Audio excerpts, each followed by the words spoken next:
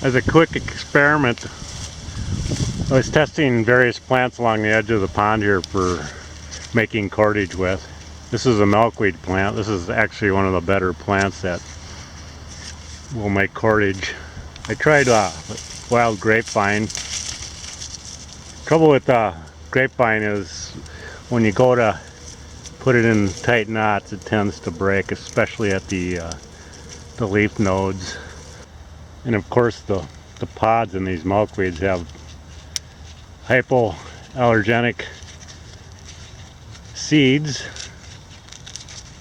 so you can actually, when they're dried though, they make really good insulation. People use it as a substitute for goose down, so that's something to keep in consideration. If your down jacket starts to run out of down or leak down, you can recharge it with this. But I have no clue as far as if this will mat down and stay matted down after it gets wet, so that might be an issue. This is some dried milkweed. I'll go ahead and pick the stems here. There's a lot of milkweed bugs on these plants. I guess they like the sap out of these plants. But here's your milkweed. I'll go ahead and strip the outer bark of this milkweed. And that's what I'm going to make my cordage with. The inner part of this stem is pretty woody, so I don't want to work with that. So I get a whole bunch of strips of this, and it's not super long. The cordage, when I'm done, is going to be in the range of less than 2 feet probably. But I'll probably go ahead and make some other cordage with these plants I've harvested. I think this is going to work pretty good. So I'll probably get maybe 2 feet of cord out of that one milkweed. Just to give you the sense of strength of this milkweed cord. This 10-inch section here I just made. I'll go ahead and pick up this railroad anvil. It's 25 pounds of iron. So I'll go ahead and lift that up with this. So that easily picks that up. So this is only about a quarter, well, I'll say an 1/8 inch in diameter. So it's picking up probably 2-3 times the weight of a grapevine for that diameter. Again, grapevine doesn't really tie in the knots, it breaks at the leaf nodes, so it really can't do small radius without fracturing. This stuff does small radius. It's actually like a very strong twine.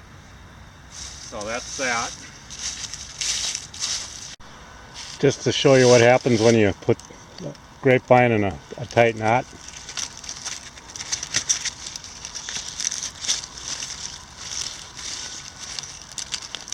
Well, this time it's holding up better, but it weakens a lot. And it'll break right there. There's a little leaf bud.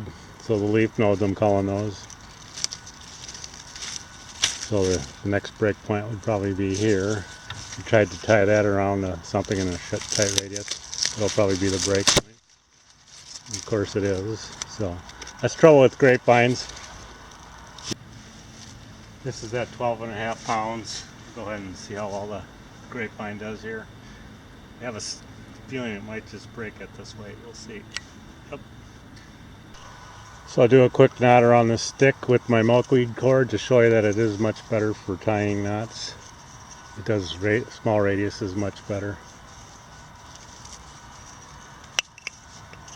There you go. So that's a pretty tight knot right there. Pretty strong too, actually. So, and of course, the other thing you can do with cordage, make a hunting tool with it. You'd have to tie a bunch of these together to get the right length here. At least 3 or 4 more sections. But you tie either sticks or stones to the end of your cord and use it as a hunting tool. You throw it at birds with long necks like sand cranes, Canadian geese, ducks. Typically a longer neck's going to be a better bird to hunt for with this type of setup. And these sticks will basically when I hit the neck of the animal, it'll wrap around and it'll disable the animal at least temporarily. My eventual goal is to get some cordage that will actually be useful for a firebow. So I haven't dried this stuff, but I'm going to go ahead and wrap it around this stick like this. Not a very big bow, so I don't know if this is going to work. I'm going to have to go back and forth quite a bit. But the idea is this is like that. And I put downward pressure with a rock. It has a natural gas ball. Is actually probably an artifact. This rock has a indentation in it, and that's a bearing for the top of the sticks. I can put downward pressure and rotation at the same time. I'd do that on a log like this.